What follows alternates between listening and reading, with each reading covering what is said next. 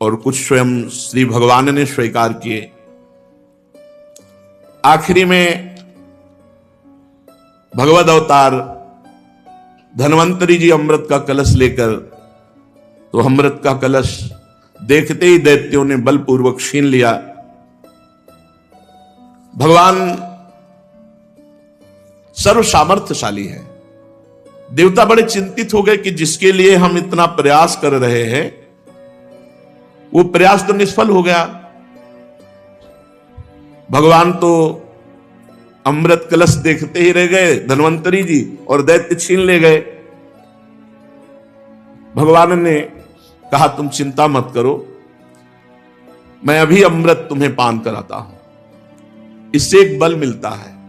साधक जब साधना करता है तो उसकी साधना को बाधा पहुंचाने के लिए माया उसकी पहुंचते पहुंचते हटा देती है। जैसे सब कुछ हो गया, अमृत निकल आया पर पीने को नहीं मिला, दैत्य ले गए। तो भगवान के यदि आश्रित है तो कोई भी बाधा उसे परास्त नहीं कर सकती। सीम की चाप सटे को ताशु, बड़ रखवार रमापति जाशु। भगवान ने मोहिनी रूप धारण किया और स्पष्ट भगवान ने कहा कि देखो हम कुलटा हैं, स्वच्छंद चारणी हैं, हम पर विश्वास न करना। और मुस्कुराकर स्त्री सुलभ कटाक्ष, ऐसे सुंदर कि भगवान शंकर मोहित हो गए थे। सोचो, पास में त्रिपुर सुंदरी अंबा रहती है, त्रिपुर सुंदरी है, त्रिभुवन में कोई सुंदर अंबा जैसा नहीं है। तो अंबा पास में रहती है तो भला वो सुंदरता से मोहित क्या होने वाले, पर भगवान की ऐसी सुंदरता थी कि भगवान शिव मोहित हो गए। तो ये दैत्य बेचारे कैसे नहीं मोहित हो जाते। इन्होंने अमृत कलश हाथ में दे दिया। भगवान ने कहा उचित और अनुचित जो भी हम करें तुम हमें दोष नहीं दोगे, तो हम अमृत कलश में अमृत बांटने के लिए तैयार हैं। दैत्यों ने कहा नहीं टोकेंगे। पहले भगवान दैत्यों की तरफ से गए पर नेत्रों के कटाक्ष से बांधते हुए अमृत किसी को नहीं पिलाया। पर जब देवताओं की तरफ पंक्ति में गए, दोनों पीठ की पंक्तियां बैठा ली थी कि एक दूसरे को देख न सके। बड़ी रफ्तार से भगवान पिलाते चले जा रहे तो दृष्टि दैत्यों की तरफ थी। इतने में राहु नाम का एक दैत्य ने सोचा कि आखिरकार हो क्या रहा है। उसने देखा, तुरंत मुड़ना ही था, ऐसे किया सो सूर्य चंद्रमा के बीच में था। सूर्य चंद्रमा ने कहा प्रभु ये राहु दैत्य। भगवान ने सुदर्शन चक्र का प्रयोग किया, जिससे अमृत अभी नीचे नहीं उतर पाया था तो नीचे तो मृत हो गया, ऊपर का दिव्य हो गया। अमृत पान करके वो आज भी सूर्य और चंद्रमा को पूर्णिमा और अमावस्या को ग्रहण लगते हैं। पूरा अमृत पिला दिया देवताओं को, कलश सामने फेंका दैत्यों के और अपने स्वरूप में आ गए। अरे उनका ये तो हरि है, हमारे साथ तो बड़ा धोखा हुआ। भगवान गरुड़ को बुलाया, गरुड़ पे बैठे उड़ गए। अब देवता और दैत्यों में भारी युद्ध प्रारंभ हो गया। परम पुरुष भगवान की अहेतुकी कृपा से देवताओं में कोई घबराहट नहीं थी, क्योंकि अमृत पान कर चुके थे। नवीन उत्साह का संचार, विविध प्रकार से दैत्यों और देवताओं का युद्ध हुआ। बलि ने कहा इंद्र, जो लोग काल शक्ति की प्रेरणा से अपने कर्म के अनुसार युद्ध करते हैं वो जीत और हार, यश और अपयश और मृत्यु इनकी परवाह नहीं करते। इसी से ज्ञानी जन इस जगत को काल के अधीन समझकर ना तो विजय होने पर हर्ष से फूल उठते हैं और ना तो अपकीर्ति, हार और मृत्यु होने से शोक के वशीभूत होते हैं। तुम लोग तत्वज्ञानी नहीं हो, इसलिए फूल रहे हो कि अमृत पी लिया है।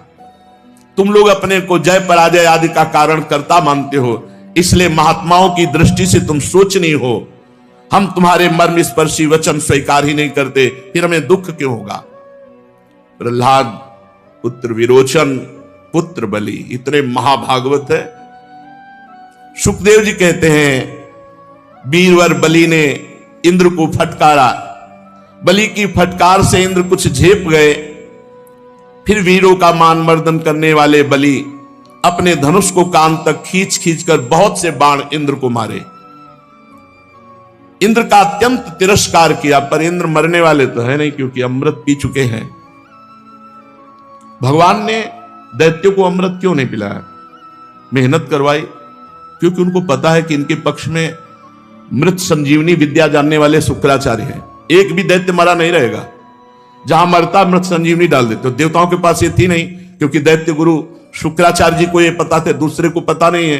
तो इसीलिए भगवान ने विचार पूर्वक कि इनके पास मृत संजीवनी विद्या है और इनको अमृत पिला देते हैं, दोनों समान हो जाएंगे। देवराज इंद्र और बलि का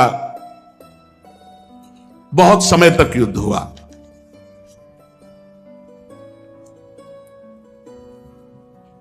त्वष्टा की तपस्या का सार जो वृत्तासुर प्रकट हुआ था, इंद्र ने कहा मैंने वज्र के द्वारा उसको मार डाला। अनेक दैत्य जो बहुत बलवान थे, किसी अस्त्र शस्त्र से नहीं मरते थे, उनको मृत्यु के घाट इसी वज्र से उतार दिया। वही मेरा वज्र ये नमुच नाम के दैत्य को क्यों नहीं मार पा रहा?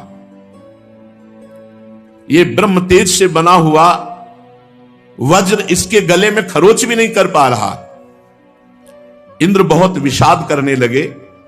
नमुची आक्रमण पे आक्रमण कर रहा है, पर देवराज इंद्र का वज्र काम नहीं कर रहा। तो आकाशवाणी हुई कि ये दानव न सूखी वस्तु से मरेगा न गीली वस्तु से, इसे वर मिल चुका है। सूखी या गीली वस्तु जो ना होगी उससे मर जाएगा।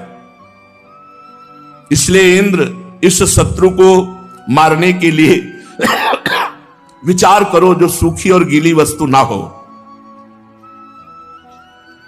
आकाशवाणी सुनकर के बड़ी एकाग्रता से विचार करने लगे कि कौन सी ऐसी वस्तु है जो सूखी या गीली नहीं है, उससे मारा जा सके। तो ध्यान में आया भगवत प्रेरणा से फेन। फेन ना सूखा है और ना गीला है, इसलिए उन्होंने समुद्र का फेन लिया और फेन फेंका, तो फेन से उसकी गर्दन कट गई, जो वज्र से नहीं कटी थी। गंधर्व शिरोमणि विश्वावसु तथा परावसु गान करने लगे, देवताओं की दुंदुभियां बजने लगी, नर्तकियां आनंद से नाचने लगी। इस प्रकार वायु, अग्नि, वरुण आदि दूसरे देवताओं ने भी अपने शत्रुओं को परास्त किया। ये भगवान की लीला होती रहती है। कभी दैत्य परास्त करते देवताओं को, कभी देवता दैत्यों को, कभी साधु जनों की विजय होती, कभी असाधु जनों की विजय होती है। पर जो भगवान की छत्र छाया में रहते हैं उनका सदा मंगल ही होता है। नारद जी आए और कहा देवता और दैत्यों, आप लोग अपने अपने बल को लगाकर देख चुके हो, अब हमारी आज्ञा है कि दोनों सुख समृद्धि को प्राप्त हो और युद्ध बंद करो। सुखदेव जी कहते हैं देवताओं ने देवर्षि नारद की बात मानकर अपने क्रोध के वेग को शांत किया और फिर दैत्यों ने भी वही बात मानी और युद्ध बंद हुआ। नारद जी एक ऐसे महात्मा हैं कि देवता मतलब कंस के पास जाते हैं तो वैसे सम्मान, वसुदेव जी के पास तो वे कहीं भी जाएं इनका कहीं तिरस्कार नहीं, और सबको ऐसा लगता है मेरे हित की ही बात कहते हैं। जो मरे हुए दैत्य थे, देखो शुक्राचार्य जी ने अपनी मृत संजीवनी विद्या से उनको जीवित कर दिया। किसी के कोई घाव नहीं, कोई कटे अंग नहीं, सब स्वस्थ। इसीलिए भगवान ने देवताओं को अमृत पिलाया। बलि जी भगवान का चिंतन करते हुए ना दुख ना सुख। जब ये सुना कि भगवान ने मोहिनी अवतार धारण किया है, असुरों को मोहित करके देवताओं को अमृत पिला दिया, तो सती से कहा देखो हम जा रहे हैं भगवान के जहां जहां अवतार होते हैं वो अवतारों के दर्शन करते हैं, अब हम इस मोहिनी अवतार के दर्शन के लिए जा रहे हैं। देवी ने कहा कि हम भी साथ चलेंगे। माता जी ने तो कुछ गणों ने, नित्य पार्षद जो हैं, उन्होंने कहा हम भी साथ चलेंगे, भगवान के दर्शन करेंगे। भगवान गौरी शंकर और उनके पार्षद ये सब भगवान के धाम पहुंचे। भगवान मुस्कुराए, सर्वांतर्यामी हैं, खड़े होकर प्रणाम किया भगवान श्री हरि ने। विराजो महाराज। आज ये शिव परिकर कैसे पूरा आगमन हुआ, कारण क्या है? महादेव जी ने कहा समस्त देवताओं के आराध्य देव आप विश्व विजयी जगदीश्वर जगत स्वरूप हैं। समस्त चराचर पदार्थों के मूल कारण ईश्वर और आत्मा भी आप ही हैं। इस जगत का आदि अर्थात प्रकट करने वाले, मध्य अर्थात पालन करने वाले, अंत अर्थात प्रलय करने वाले आप ही हैं। आप अविनाशी हैं, आप हमारे स्वरूप हैं। आप दृष्टा दृश्य, भोक्ता भोग भाव से रहित है। वास्तव में आप चिदानंद मात्र ब्रह्म हैं। प्रभु, ये हमने आपका अवतार सुना है, मोहिनी अवतार।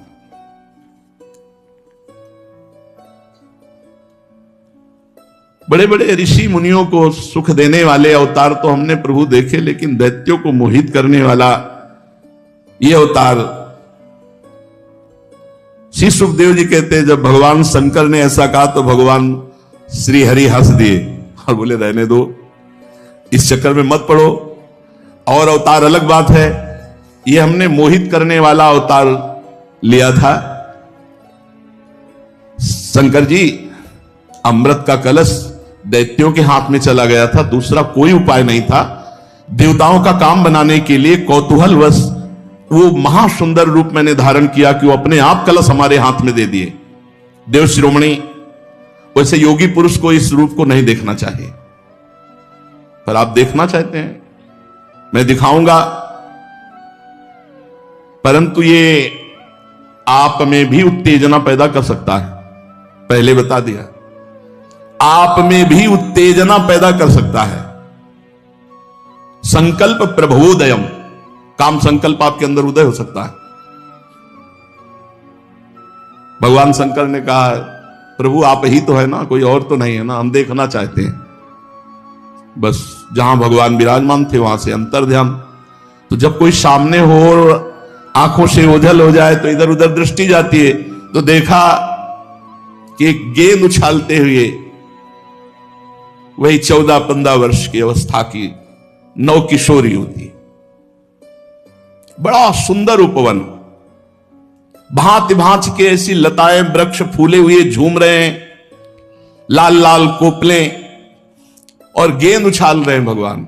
और गेंद उछालते समय वस्त्र इधर उधर हो रहे, कमर की करधनी, कर की चूड़ी और श्री चरणों के नूपुर ये ध्वनि भी कर रहे हैं। अब महायोगी भगवान शिव को मोहित करना चाहते हैं तो फिर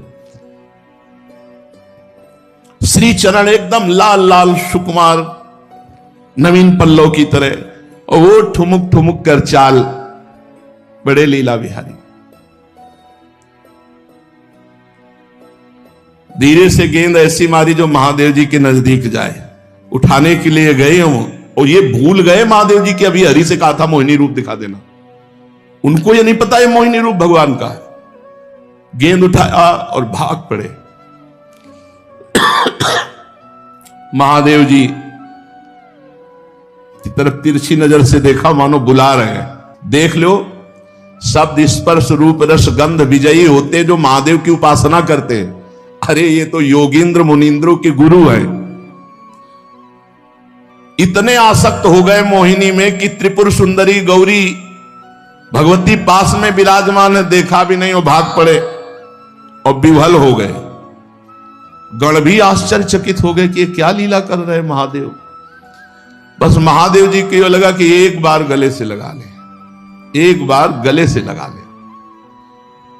मोहिनी उतना ही भागती थी जिसमें महादेव जी को लगे कि मैं अभी पकड़ लिया। अब धीरे धीरे वायु ऐसी जोर की आई कि साड़ी उड़ गई।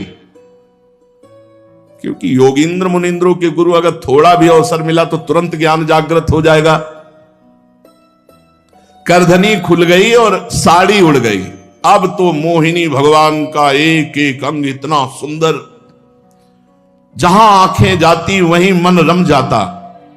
भगवान शंकर अत्यंत आकृष्ट हो गए और मोहिनी भी ऐसी हाव भाव प्रीति दिखाने लगे कि वो भगवान शंकर पर आ सकते हैं, वो भगवान मोहिनी पे आ सकते हैं, तो वो मोहिनी भगवान शंकर जी पर आ सकते हैं। महाज्ञान समुद्र भगवान शंकर मोहिनी के हाव भाव से लज्जा छोड़ करके दौड़ पड़े मोहिनी का आलिंगन करने के लिए। ऐसे भाग रहे जैसे कुलवती कोई स्त्री लज्जावान भाग रही हो, ऐसे भगवान भाग रहे, छूना मत, ऐसे चेष्टा करते हुए। और एक दौड़ती है, एक वृक्ष के आड़ में होकर फिर महादेव की स्थिति देखती है और हंसने लगती है, फिर इशारा करती है। भगवान शंकर बार बार सावधान होना चाहते हैं, लेकिन देख लो, अत्यंत वेग से दौड़ करके मोहिनी का जूड़ा पकड़ा और हृदय से लगा लिया। जो ही हृदय से लगाया तो शांति हो गई, क्योंकि भगवान ही तो है ना परम शांत। अब वो बाल खुल गए थे। जब भुजपास हटाया तो देखा हरि, जब भुजपास किया तो मोहिनी, और जब भुजपास हटाया बोले प्रभु गजब का रूप, गजब का रूप, ऐसा अवतार तो हमने कभी ले। बोले मना कर रहे थे ना कि योगियों के लिए नहीं है, ये तो भोगियों को आकर्षित करने वाला है।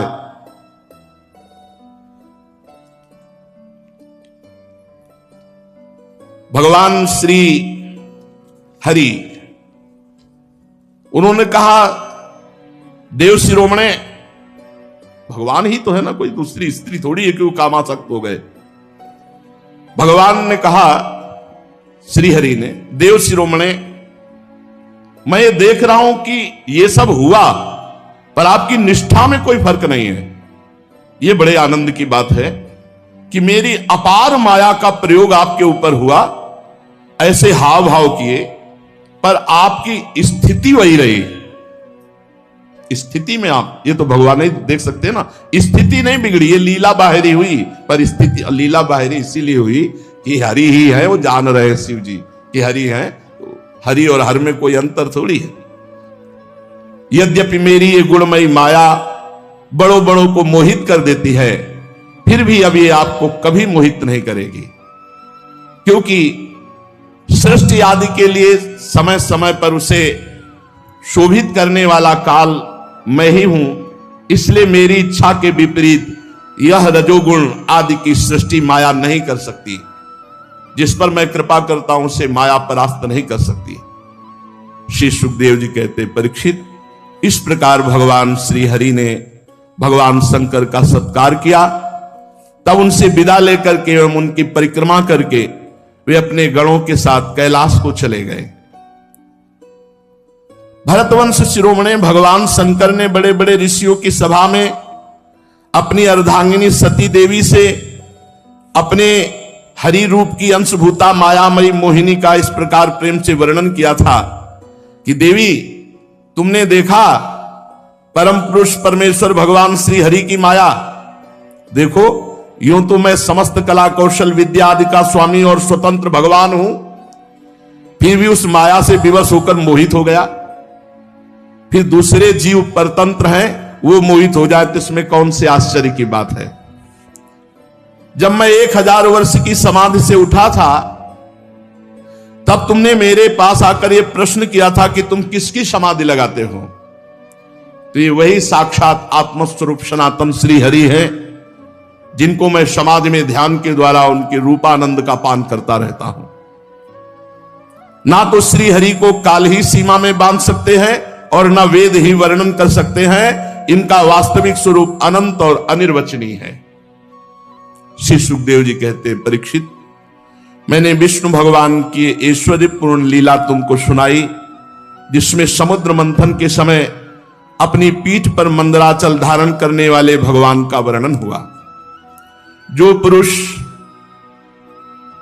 भगवान का ये समुद्र मंथन, मोहिनी अवतार धारण करना, भगवान शंकर का मोहिनी रूप में आसक्त हो जाना, ये चरित्र सुनेगा, वो भगवान की माया से मोहित नहीं होगा। ये लीला संसार के समस्त क्लेश मिटाकर बिना परिश्रम के भगवत प्राप्ति कराने वाली है। ये जो लीला सुनी आपने, चाहे भगवान के चरणों की शरण ग्रहण करे, या ना किए हो, कोई भी सुने चरित्र भगवान के, तो भगवान के प्रति शरणागति का भाव आ जाएगा और बिना परिश्रम के उसका भजन बनने लगेगा और भगवान की उसको प्राप्ति होगी।